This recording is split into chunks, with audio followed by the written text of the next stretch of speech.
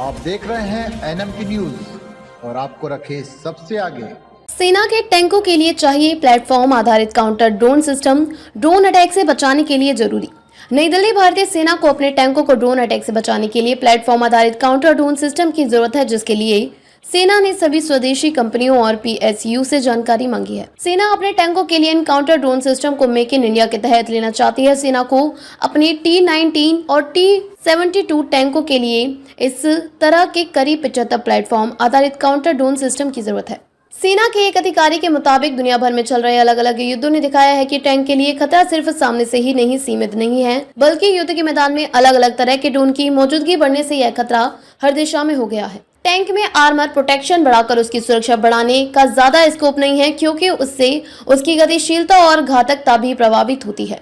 इसलिए टैंकों को प्लेटफॉर्म आधारित एंटी ड्रोन सिस्टम से लैस करना जरूरी है। सेना ने अपनी जरूरत बताते हुए कहा कि टैंकों के लिए ऐसा सिस्टम हो जिसमें ड्रोन को पहचानने की एक्टिव और पैसिव क्षमता हो। सिस्टम सभी तरह के ड्रोन जैसे first person view, FPV drone, swarm drone, lautering UAV और कामिकाजे ड्रोन की पहचान कर सके, साथ ही सॉफ्ट किल और हार्ड किल का सिस्टम हो। यह सिस्टम इस तरह का हो कि और T-72 टैंकों में इस तरह के एंट्री गेट किया जा सके, जिससे टैंकों की युद्धक क्षमता पर कोई गलत असर न पड़े। भारत ने T-72 और T-90 टैंक रूस से लिए थे और T-19 टैंक 2003 से ही आर्मी का मैन बैटल टैंक है।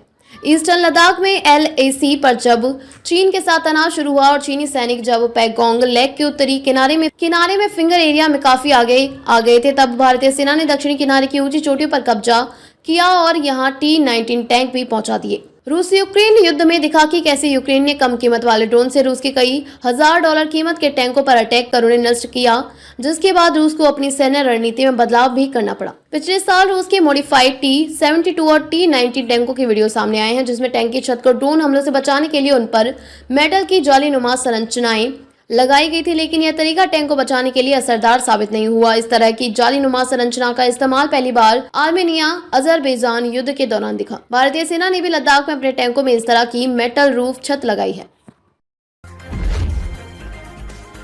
आप देख रहे हैं एनएमटी न्यूज और आपको रखे सबसे आगे।